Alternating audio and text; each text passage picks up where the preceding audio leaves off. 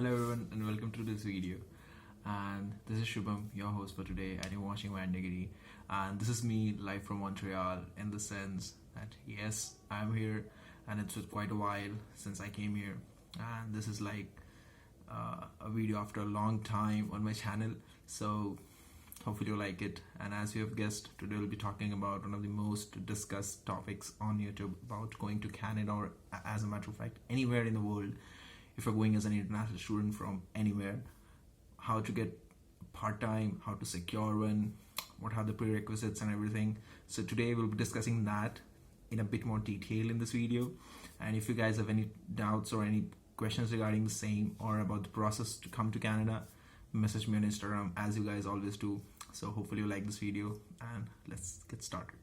Everybody get your fucking hands up.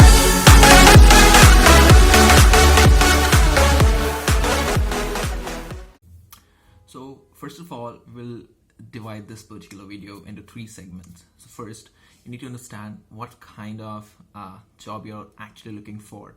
Now, that typically means that there are a variety of jobs out there in the market if you're living in downtown, even if you're living somewhere in the outskirts.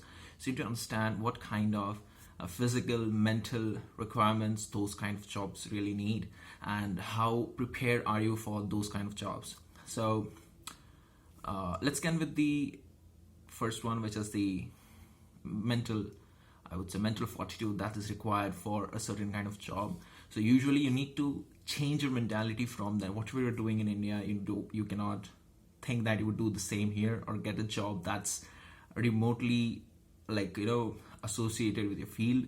Because let's just take a step back and think for a second. Like, if you were a hirer here, if you had a business here, would you be hiring a part-time guy who has no significant his schedule set up for the week? He is not open any time that you want him to be. You cannot rely on him for responsibilities. So how would you even give him a job which requires a certain amount of responsibilities that needs to be handled? So at first you need to make sure that you change your mindset about these things. So that's the first and basic step for finding a part-time job here in Montreal, in anywhere in Canada. That's the primary step, that you need to be prepared mentally to leave your old life, to leave all the things that you have been doing back there in India or in Pakistan or in Bangladesh, wherever you were. So make sure to do that.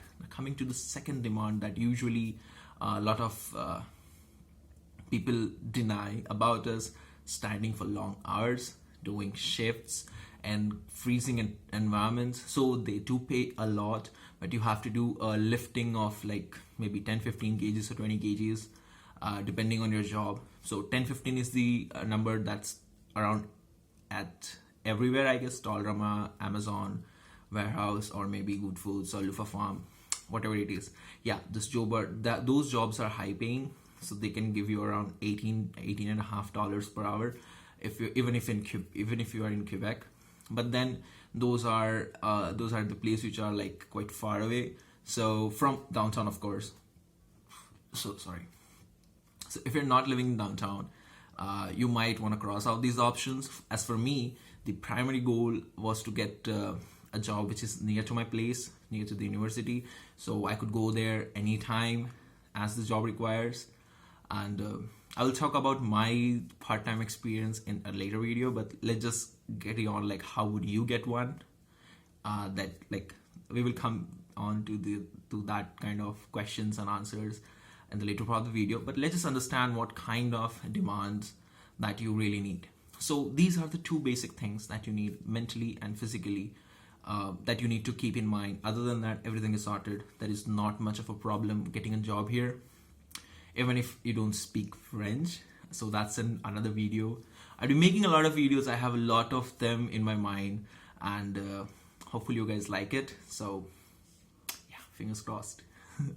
Okay, so the second segment of this video, in this particular part of like 2-3 minutes, we will deal about how to look on for a job. So usually there would be a lot of people that would tell you that you should go on Indeed, you should go on LinkedIn, you should find a job, part-time opportunity there, and then message and then apply there. Yeah, that works. But then what would you do in the meantime? So there's a very good option called Uber. Most of you know. Even if you don't want to do that, just do that in the initial days, because that would get you familiarized with the cities, like the maps and everything, so where everything is located. So later on it would be really helpful. So as a sightseeing, you'd be earning something. That's all like that's a very good option, especially for people in Montreal. You can come here, enroll yourself in French classes, then just do 10 hours of work or something, and then you'd be like sorted for roughly $400-500 learning French.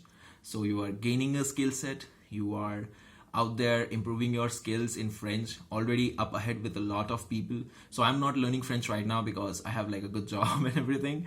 So I would do that like afterwards in my summer break, because it's usually a like 2-month course that they have for French. So if you take that, that is easily giving you like $400 a month just learning French. So you could do like an Uber in the side, or maybe some part-time if you want. So that's like an additional money. Of course, that would be a great help. But then it should really keep up with your master's class, or if you're in college, if your core curriculum is not that tight for the semester, you can absolutely go for it. So how do you look for a job? That's a very basic question that a lot of people ask me. Like, what are the part-time opportunities there? Do they need French? Yes, they do. Not necessarily. If you have French, that's always a skill set, but that will not set you apart in the race where you're getting a part-time opportunity, not a full-time. So for part-time, all the employers usually know that these are international students who have recently come to Canada, maybe here for like 6 or 7 months, and they necessarily don't need French. But if you have it, it's a benefit for them. But it's not like they're paying you more just so that you know French, because here in Quebec or Montreal, there's a lot of people who speak French. So it really doesn't matter if you don't know French. It's really nothing. Just believe me on that. We will have a discussion about this like quite nicely in the next video, but let's just stick on here because it's a whole other discussion right here. Then also what you can do is you can just walk into any store, any restaurant, any this grocery store, or whatever you feel like. Just ask the people there, like, of course, like, do you have an opening or not, or would you be hiring? If you're hiring for like if that's a place that you really want to work with, it would be like fine if you do some other work at the side, like any other part-time, that maybe warehouse job or something, until you get that job. That's a very good option there. And also your friends who are already working, ask them like if they could help you with the job, because references matter a lot here in Canada, there in India, anywhere in the world. References are gold. So if you really have a good reference, you have a good friend who's working somewhere, just ask them that if they have a job opening. And if your friend is like working there for like 6-7 months, they believe them. The employers know that, yeah, if someone, like if there's a guy who's working with us for like 7 months, so the guy who he would bring would also work for the same amount of time at least. So it usually gives you leverage for finding the job. And yeah, that's it. So I usually secured my job like just wandering around. It just took me 2 hours to get a job. So yeah, it's easy. It's easy, of course.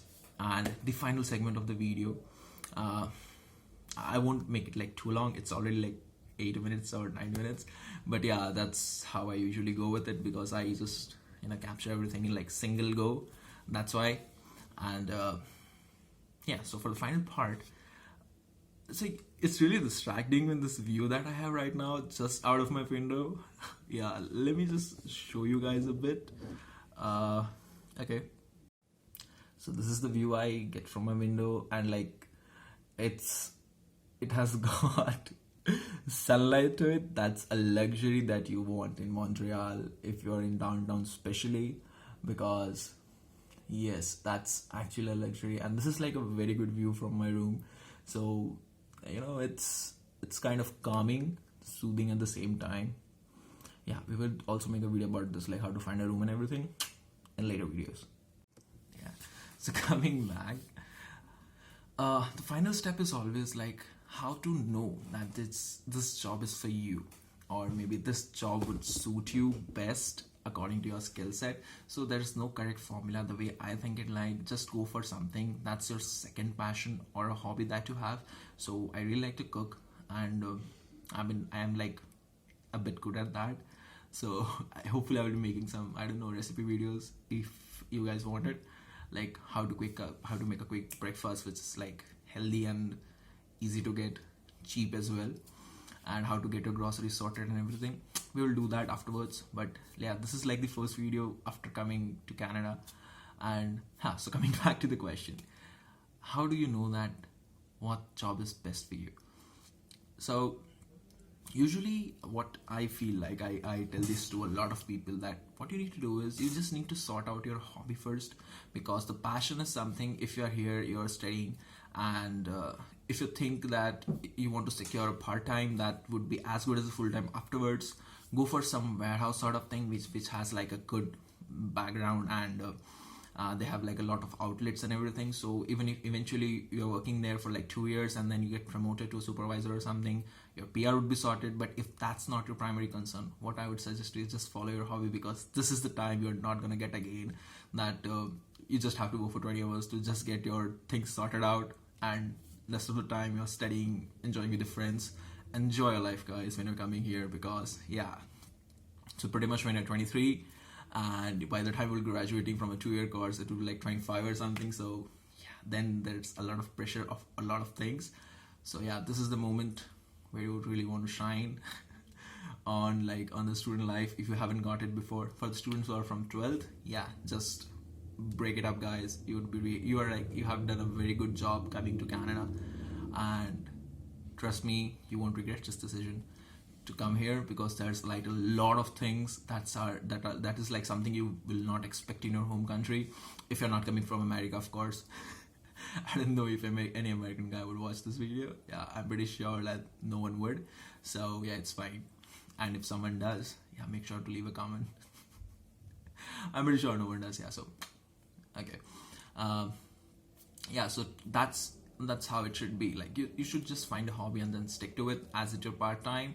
Or even if you don't have one, just go for something that's less physically demanding, because almost every job wants you to stand, but then you need to have flexibility. You need to what I preferably suggest you, that you need to work somewhere where there's an owner sort of thing, because you can directly connect to the guy who's owning the particular place.